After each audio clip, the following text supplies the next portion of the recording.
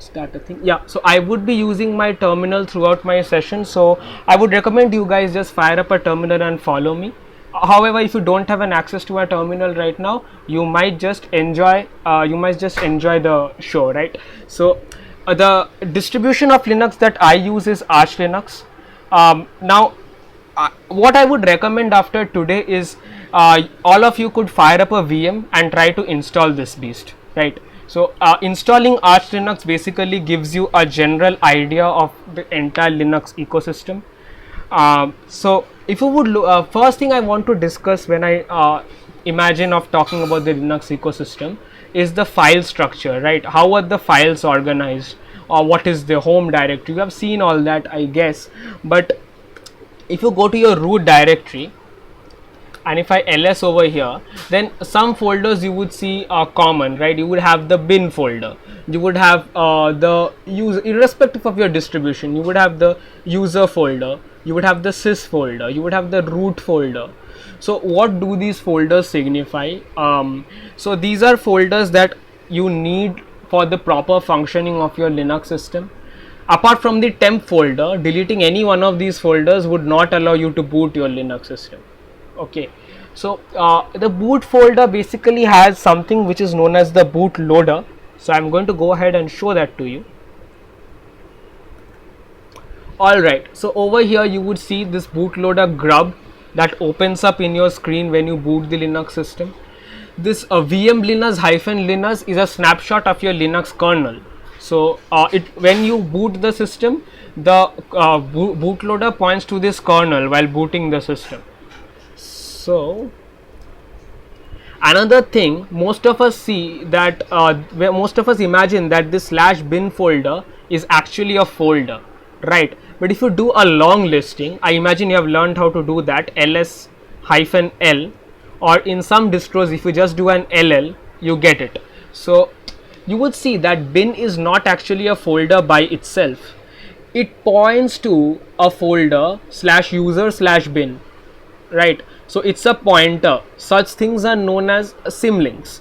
Symlinks are very common in Linux. So for example, if I wanted to create a folder that points to user bin over here itself, what I would do is I would go ahead and try and create a symlink myself. So ln is the command that you would use in order to initiate a creation of a symlink. S is for a soft symlink. V is for verbose, like I want to see the symlink being created. I need sudo because I'm changing something on my root directory.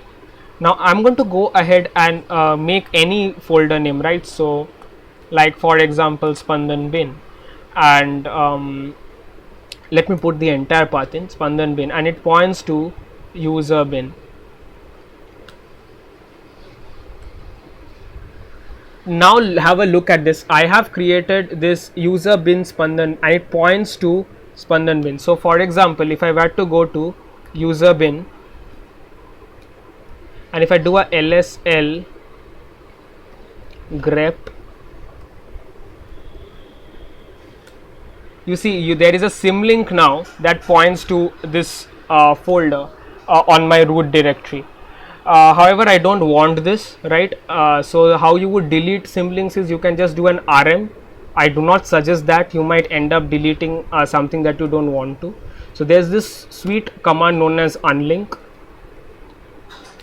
So the reason for teaching you this is when you go for advanced Linux, when you try to apply Linux in server side systems or something like that, you need to very often create symlinks, because for example there are two projects, right? Suppose there are two projects and there is a folder that both of these projects share. So you could just like maintain one copy of that folder and make a symlink into that folder in the other project, and if you change anything in that folder, it reflects on both the systems.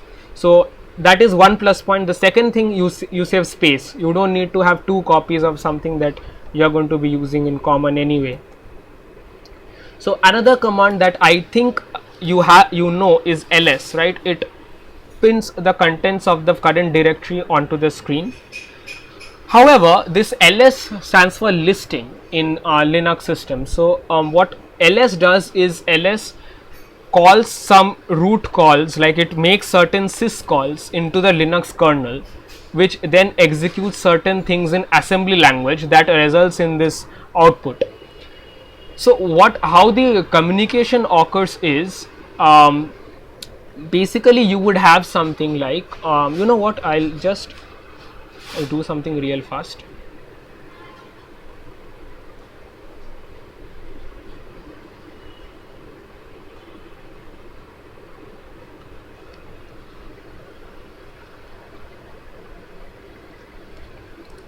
So what happens, how the Linux system works is that you have a kernel, right?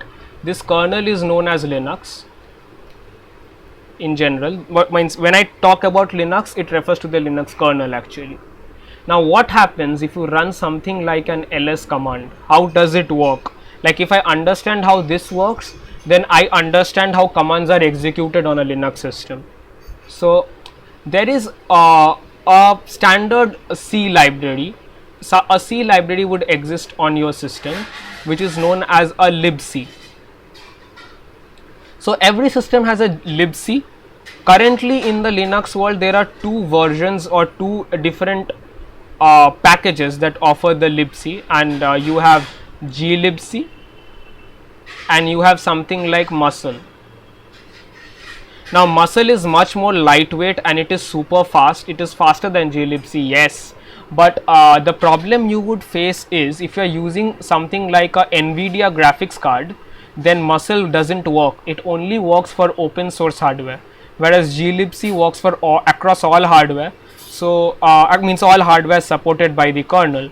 So glibc is probably the thing that is shipped with the distribution you guys are using.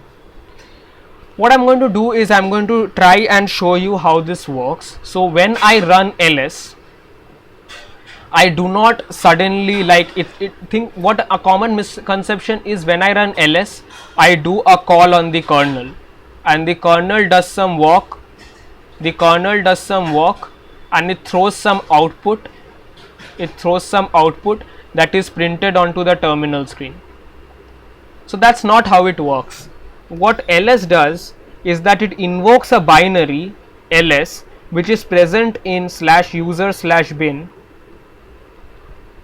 which is nothing but a compiled form of ls.c, which is something that your glibc provides. This ls.c file, or now currently if I were to say this ls binary, this has syscalls which are called via a intermediate C API, which is known as libc. So if you are executing a command, first of all you are executing something that was not provided by the Linux kernel itself. It was provided by, in this case, for all the Linux versions you guys use, means the most common ones, it's shipped by GNU. So GNU ships these C implementations. So there is a standard which is known as POSIX. There is a standard which is known as POSIX. So what POSIX does is that it mentions certain criteria, right? It mentions certain criteria regarding how, means what ls should do. Like for example, if today I were to implement my own version of ls, I would have to open the POSIX website and I would have to read like what are the tasks ls must be able to do. Like ls must be able to list everything in the folder. ls-a must also list hidden folders. ls-l must provide a long listing. So these are the things that must be present in my implementation. So GNU is a project that implements these POSIX commands for you. Along with the default implementations of POSIX, what you have is you have where you have certain extra features that are present in the GNU system, which will not be present if you are using something like BSD. So supposing that today you decide to run some basic commands on Linux, you learn them and you go to BSD, that's also Unix, and you say that I would run the same commands, something might not work. and the reason it is not working is probably because BSD does not ship those extra bloat, as they call it, or GNU refers to them as features. So depends how minimal a person you are, and that's how you implement stuff. So that's how a command is executed on Linux. Now, there are certain files that I would like to demonstrate. There is this file which is known as HCFSTab. So if you would cat this, or if you would open this file, HCFSTab, then you would see this folder, right? And if you would look at it carefully, it has a listing of the partitions that are automatically mounted when you boot the system. So for example, if today I plugged in a partition onto my system and I want it to be mounted during the time of booting the system itself, I would have to put that over here. So if you can see that my home directory is a separate partition altogether, right? So like if I change my operating system, I can use my current home directory simply by adding this line into that FSTab of that operating system. So I would suggest you when you after this session, you go ahead and you explore your FSTab. You would see various interesting flags over here, like RW means read write access, right? So I think you need to explore these flags on your own when you want to. I would also like to show you this file.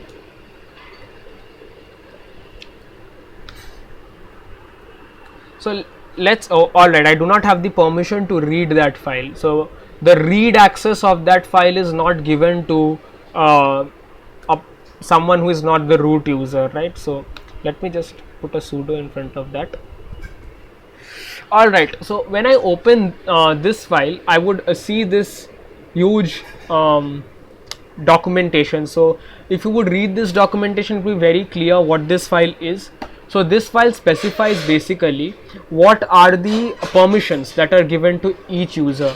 Like for example, I am logged in as this user Spandan. So should I be able to use the root, should I be able to even use the sudo command? So for example, if I were to create a user for my cousin whom I don't trust with my laptop, so what I would do is I would create a new line over here. After creating that user, I would add his name. It means I would not put in his name over here. So if his name is not over here, when he tries to execute a sudo command, that command will not run. It will simply show him that he does not have the authority to execute sudo on this computer. So that's something that Linux administrators generally do. In fact, a lot of Linux administrator jobs are only dealing with the etc sudoers file.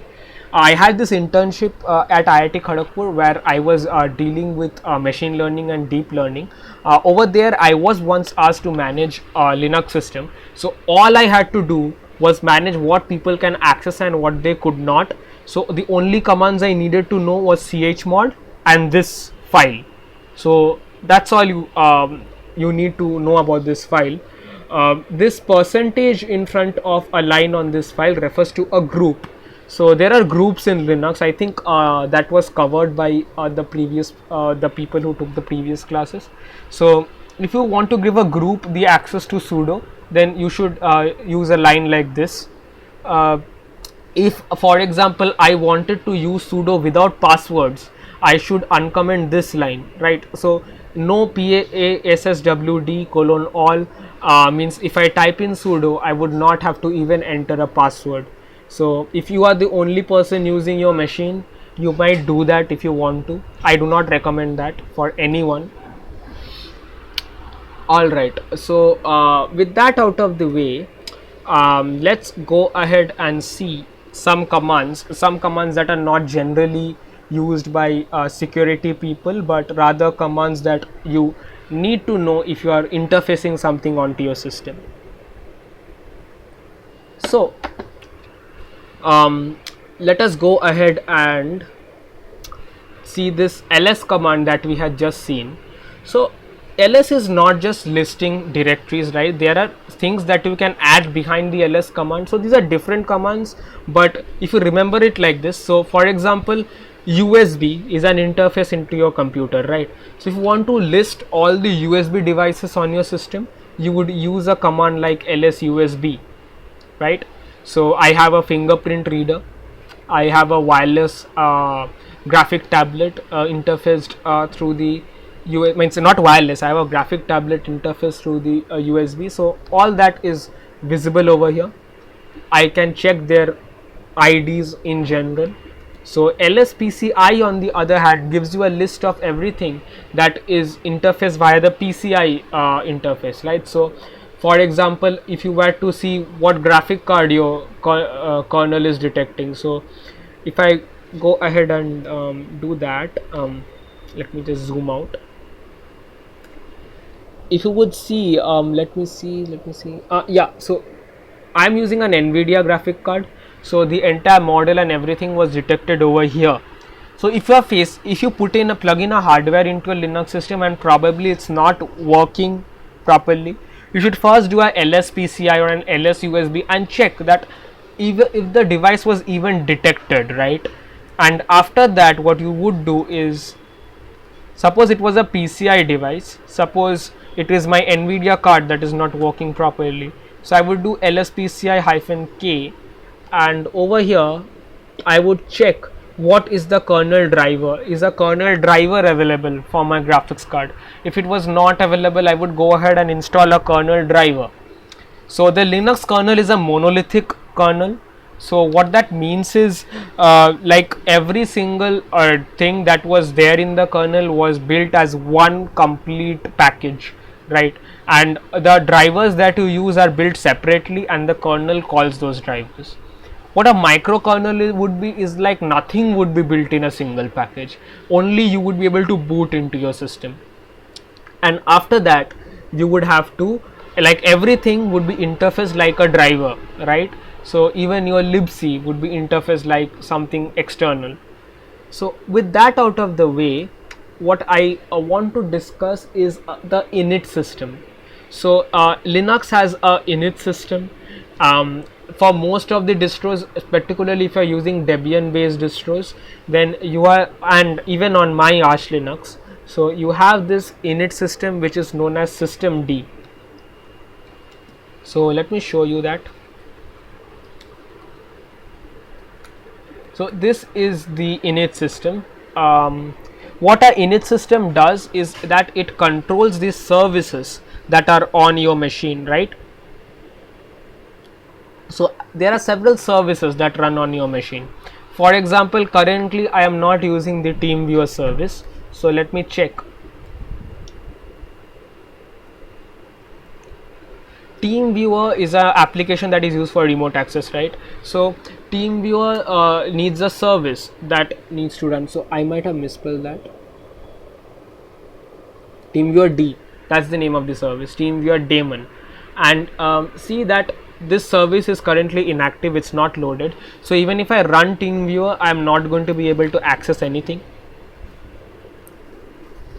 If you are using something like Kali, then this is enabled by default. However, I noticed that if you have this enabled, then what happens is that every time you boot into a system, it takes about 10 seconds extra. So something you could do is,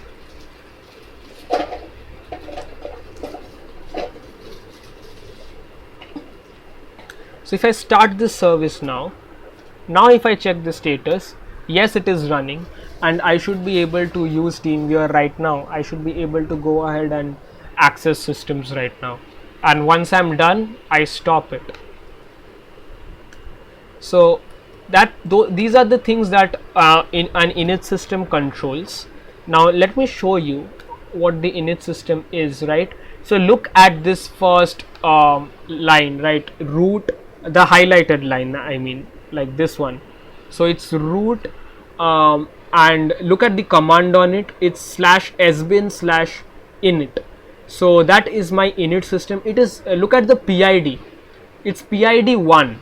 So why is it PID 1? So when your Linux machine boots, the first thing to load is the init system. So since it's the first process, it generally occupies PID 1, and correspondingly it gets to start, stop and control all the processes on your system. So that is what an init system does. Like I just demonstrated a static and stopping of a service to you using systemd. So that is how that works. There are several alternatives to systemd. You could try run it. I don't have it means it's not installed on system, so it's not installed in general Linux distros. You would have to use something like Artix Linux or Void Linux if you want to use run it. When you talk about Linux distros in general, there are two types of Linux distros. One is Gen 2 and the other is means I don't mean Gen 2, I mean source based. Another is binary based. So like you're using Debian, on your system you probably write sudo apt install followed by suppose VLC. What does is it downloads the deb file of VLC for you from the repositories, and it executes the binary and installs it on your system. On my system, on an Arch Linux system, I would write sudo pacman /s -s VLC. This is also a binary based system. It would do the same. However, if I were using something like Gen 2, it would download the source code of VLC and it would compile it particularly specifically for your machine. That is the attraction and awe of a source based Linux system. So I would suggest don't go into Gen 2 before you can use Arch. Gen 2 is cumbersome. Gen 2 is tough to maintain. The reason I don't use Gen 2 is every time I perform a system update, it would download everything and compile them again. Like it can be an incremental compilation, but a compilation will occur again. So that's extremely time consuming, and I can't afford that kind of time in my workflow. So that's why I don't use Gen 2. Now for one common doubt that I get every time is that bhaiya, what has happened is I have just bought this hardware and it's not installing on it's not working properly on my system. So as I said, you should go ahead and go do an LSPCI or a LSUSB and check if it were detected. The second thing that could be the reason is that you don't have the correct driver. For example, if I want to use a gamepad on my Linux system, now that's extremely rare for people to use gamepads on Linux. I do it, so I play on Linux. So if I were to just look at this driver like Xpad, it's a very decent Linux driver. It covers the Logitech gamepads, right? So if you open Xpad, it's clearly mentioned like Linux kernel driver. So how you would install it is that there are various ways to do it. So you should open the driver, you should read the man page. So sometimes they clearly mention the process like Xpad has. Otherwise you should download git clone it, and you should do a dkms install anyway. However, if you could, something else you could do is, you might not want to do this, so something else you could do is you could download it, clone it. So let me just go ahead and do this live. So I should git clone that. Alright, I copied the wrong line, or maybe it's in my clipboard history. Yeah, so git clone, paste it. So what you would do is, in general for these systems, you would see that there is something called a make file over here, right? There is a make file. So if you could either do the dkms install, that is recommended, and I would suggest you do that because it compiles it for your kernel right now. However, in some cases you could also just run the make command. I'm not going to run that, it's installed on my system. You could run the make command followed by make install. So that would compile and install it completely for your hardware. Now what else? So we have covered the init systems. We have seen how you could go ahead and use a driver. Window managers. So I am sure some of you are wondering why my system looks like this. Does Arch Linux actually look like this? No, Arch Linux does not look like anything. It's just a black screen. There is nothing available. What I'm using right now is a window manager. I'm not using a desktop environment like XFCE, KDE or something like that. I'm using something known as a window manager. So every desktop environments need a window manager. The only thing that is present in a window manager is that it can draw stuff on the screen. So there are different window managers. Some are floating window managers, some are tiling window managers. What a floating window manager does is that, like, if you would look at your system, right, if you would open something like the file manager, it would open up and you can drag it to places on your screen.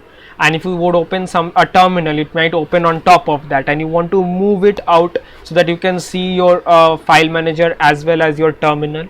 Now that is something that I don't like. I like tiling window managers. So what they do is, when I open something, it automatically occupies the entire screen. Then I might open something else and the screen splits itself and organizes everything like tiles, right? So there are obviously ways to do that. Like, there are different tiling window managers out there. The one I use is Qtile. So if you are comfortable in Python, I think you should take a look at it. So like, everything that is running right now is configured through this config.py file that is present in the Qtile, means it's present in all Qtile installations. So something like this maybe, right? So these are things that you could, like, what I mean to say is that once you start using something a little out of the box, you see that the people who are there to help you are no longer noobs, right? They know what they are doing. So when you interact with people like that and you come to solutions, like you reach solutions to your problems, then that you can go ahead and explore the Linux system more. So for example, like if I want to shut down my system, like, you would write shutdown now, right? However, if you look at this bash script that I have written, this is completely mine. I have written this small bash script, shutdown.sh. So when I hit mod control shift q, if you would look at the bottom of my screen, there is a shut down the system thing, and I could just go for yes and no and hit enter. So the way I like to use my system is I do not use the mouse at all. So all this is through the keyboard. I don't want to go and click a shutdown button or open up a terminal and type the shutdown now thing. So when you write such things yourself, that's the moment when you can really go ahead and explore stuff. So I'm going to show you something else. For example, if I wanted to change the brightness of my screen, and currently I don't have anything installed to control that, right? So I don't think you would be able to see a brightness change, but anyway, I'm going to show you how to do that. So you go to this folder like sys class backlight, and you would see something like, there would be something over here, Intel backlight, ACPI backlight, whatever, depending on what sort of hardware you're using. Now once that is open, you would see there are files over here, right? There are files over here. Among that, there is a file known as brightness. So you can't change this as a normal user, so you should go sudo su first. However, I have changed the permissions for this. I can. So if I go nvim brightness, or just open nano brightness, whatever you will, you would see a number written here, right? Like 525. If I change this to 725, suppose, so that's huge. I don't want to do that. Suppose I change it to 725, my screen just got brighter. I don't think that's visible on a screen share, but you could try it out on your system and check it, right? Access this through a sudo API, otherwise you won't be able to change this file. So that is something you could try. The maximum brightness you could reach is obviously in this file, max brightness. So that is the maximum brightness that numerically that I can enter on my system. So what did you learn? What you learn from this small exercise is, there is a particular folder on my root which is known as sys. In that sys folder there are interfaces to hardware, like for example there is the kernel, there is the firmware. So if you can't see, let me just increase the size. There's the kernel, there is the firmware, there are devices. So what I did was go to class, and over here means I came to this solution by exploring the system. Over here there is the backlight thing, right? So obviously this is the interface that controls the backlight, and over here there is just that one option. So you could explore this sys thing, and you could change small input files over here, and you could go ahead and edit it and check how that changes your system. Your system is going to break a lot if you do it at this level, but if you don't break your system you don't learn. So I guess you should go ahead and try anyway. All right, so something else. So what I think is that the type of distributions you guys are using, Kali Linux say, or Ubuntu, or any sort of Debian distribution you're using, those distributions are known, means they are some things which are known as release distributions, right? So these are known as release distributions. So you would see that Ubuntu, Kali Linux, these are versions, right? 19.04, 20.04, like they have versions. 20.10, it's not out yet I think, but there are versions to it. However, if you are using something like Arch Linux, these are known as rolling distributions. So what a rolling distribution is that there are no release updates as such. So what happens is that you can just go ahead and update, and you are on the latest thing of the distro. You don't need to do a dist upgrade. You would see in Kali Linux often doing a dist upgrade completely messes up your system. They don't even recommend that on their website. So if you are using a release distributions, for example for pen testing there is BlackArch, then you could have just done an update and everything would be off the bat. So I think that I'm piping too much information in a session. So what I'm going to do is I'm going to sit back and wait for a few questions from you. So any questions, Devjit, that they sent to you? No questions as such. They were just inquiring about your distro because it's cool. Oh, all right. So I use the Arch Linux. So it's not cool because it's Arch Linux. It's cool because I have configured a window manager from scratch. So it doesn't look like this actually. You just get a black screen. However, if I would just go to my config folder. All right. If you are interested in this auto completion that comes in my terminal like this, so like there's a completion that comes before I even type it. So I'm using the fish shell. There are shells, right? So ZSH is one shell, bash is the most common shell used, sh is one shell, fish is one shell, and new is another shell. So let me show you new, right? So this is the new shell. If I type ls, like if I type ls in new, it outputs and the entire thing as a table. So if I go to home and type ls, it outputs the entire thing as a table, and I sort of like this. I often use this. So if you are interested in such things, then you should go ahead and do that. If you the terminal I am using is not a standard terminal, it is custom compiled. So let me show you. There is this very beautiful website known as Suckless. So I'm going to open that actually.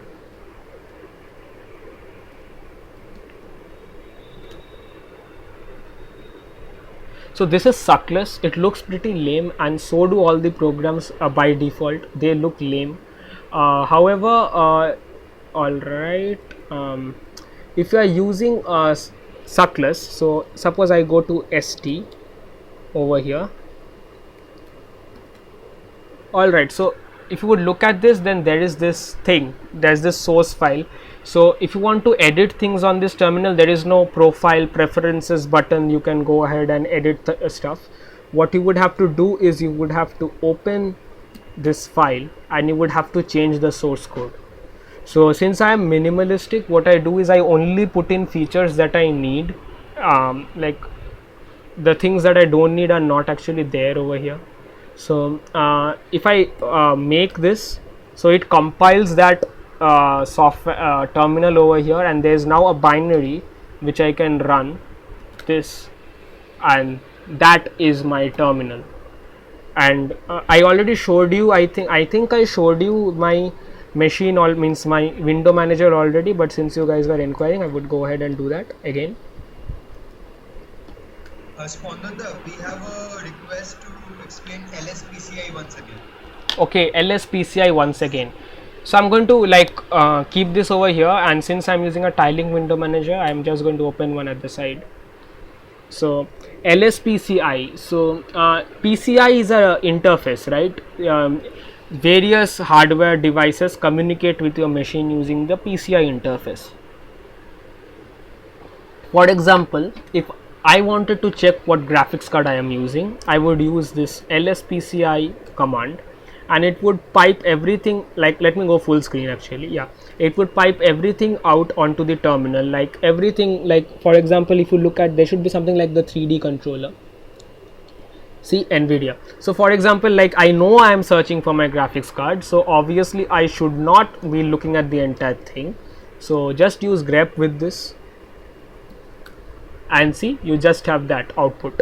Now LSPCI just pipes it out the hardware that your kernel has detected right now plugged into your machine using the PCI interface. Now what you could do is, if you wanted to, like you should go ahead, like for any command you want to really explore, the best way to do that is go ahead and read the man page. So that's how I learned, and I think that's how you guys should learn. You guys should go ahead and read the man page for any command you find confusing but useful to you. Don't read the man page for all the commands. It's not necessary to know every single command, right? For example, I, being not someone from security, I can't use nmap without reading the command or without reading the flags online. I think most of you can do that after the sessions with these guys. But if when I want to, I read the man page or the help page and I do it. So for example, LSPCI, let me do that from the man page itself. If I wanted to see more details, but I don't know how I would do that, I would open the man page if I want to really look into depth. But if I just forgot something, I would look at the help thing, and let me see what flags are over here, right? Be verbose, so higher level of verbosity, V for one, double V for another. I don't know, maybe I would like to be more verbose. Now look at this, I suddenly have all this information that I didn't have before. So now under NVIDIA, I can see what are the flags the kernel is using. It's a Dell laptop, so it's detected that the graphic card given to me was actually shipped by Dell. Even that was detected by the kernel. I know that now. I can't see the capabilities, access denied. NVIDIA, now the kernel modules kernel modules available are NVIDIA DRM, NVIDIA and NuView. So what NuView is, it's an open source implementation of the NVIDIA driver. It's out there for everyone to see. But you see, NVIDIA is a closed hardware, right? So what happens in these cases is, they don't expose the complete information of their hardware out for people to use, because otherwise an open source driver would be as good as theirs and no one would use the NVIDIA driver. So I use the NVIDIA driver because it's slightly faster. So that is what LSPCI does, right? It helps you gain knowledge about what kernel drivers you are using. Are you using the wrong kernel driver? Is that what causing your hardware to malfunction? So such things are explainable or are useful when you use LSPCI. I think you could be even more verbose. This is the highest level of verbosity, but I think that's all the information that there was to give about the 3D controller. Yeah, any other questions, Debjit? No, we haven't had any other questions as of now. All right. That was last. So I guess we can conclude the session. Few closing words. All right, so what I would suggest is, if you really want to learn Linux systems at depth. So first of all, I know, right, you are learning Linux, so you want your system to look good. Everyone wants that. So if you want it to look good, you should use a window manager, not a desktop environment. So maybe you should try Qtile. Might be a bit hard if you are not good in Python. So you should try using a window manager like i3. That would be really useful. So i3, right, i3, so that is a window manager you can use. You should explore what shells are. You should explore, like, if you want, if you are actually, if some of you might be even good in Linux, right, might be using Linux for a long time. So if you are one of those guys, I think what you should challenge yourself constantly. So I think you should go ahead and custom compile your own Linux kernel. So download the Linux kernel from source, compile it, and try to use that kernel in your system. You're going to face a lot of issues, like, only use those things that are needed for your hardware. Make the kernel size small. Maybe that's something you could do. If you are someone who has just learned the commands, what I would suggest is ditch Windows, right? Like, you cannot expect yourself to learn Linux if you constantly have an alternative. So use open source alternative, right? For example, like, if I wanted to do some stuff, but however, like, I use Linux. Suppose you are a someone in cybersecurity, you are using Linux for cybersecurity. Now you want to write some, let's say you want to write a Visual C++ code, suppose, and you use the Windows Microsoft Visual Studio. So you reboot your system, you open Windows, and you do that. You want to, suppose, use Adobe Photoshop, and you do that by opening that. However, I want you to know that Photoshop runs fine on Linux, provided you learn to use this software, which is known as Wine. So what I think you should do is that you all should constrain yourself, like, for the next 6 months I am not going to boot into my Windows system. Doesn't matter if I have a semester, doesn't matter if I have to create a Word document, I'll use Google Docs, but I will not open up my Windows system. If you can commit yourself to that, like I committed myself to that for 3-4 years, and honestly I don't have Windows on my system right now. So I think you should do that. Currently I'm using BSD a lot, but Linux will always be a favorite. So the more passionate you are about the system, the more you are going to learn about it. So that's some, if I wanted to take away something from this lesson, I would take away that someone who never had a formal training in Linux actually knows a decent amount of Linux, right? So you guys having formal training from all these amazing guys, Devjit, Harshit, Sohang, so you guys have a lot of guidance that I never had. So you guys can go through the roof in the next 2-3 years, but be passionate about it, commit yourself to it, and constrain yourself on Linux. That's what I mean. Initially it will feel like a barrier, but after you cross a certain threshold of skill, it would feel like you have been liberated, sort of. I guess that's it. So anything else, Devjit? Those Pandanda, we hadn't have anything new, no new doubts, but I would like to say that everyone, Pandanda here is one of those people who have personally taught me about Linux a lot. Like, every time I mess up something, my first call is Pandanda. So try, make errors, go. One suggestion, go for VMs, don't try your main system. Yeah, never do it on your main system initially, right? Go for VMs. Because even after, when you have worked with Linux for some time, you're bound to make mistakes. Few days back, I couldn't boot my system because I had moved the binaries to a different location, and there was a whole lot of issues about there. But to prevent these stuff, go for VMs. If you have guys in any doubt, write it in the community groups, and we will try our best to help you guys out with it. Yeah, so thank you everyone for joining. I had a lot of fun hosting this. So I hope, even though I piped a lot of information out onto you guys, but the name of the session was Advanced Linux. So I had to. I'm sorry. I'm sorry. So I had to. I hope you guys can look back at this later and actually explore each and every section of the topics that was covered. Thanks a lot for joining. You guys are really cool just for even trying to come up here and learn this. Thank you.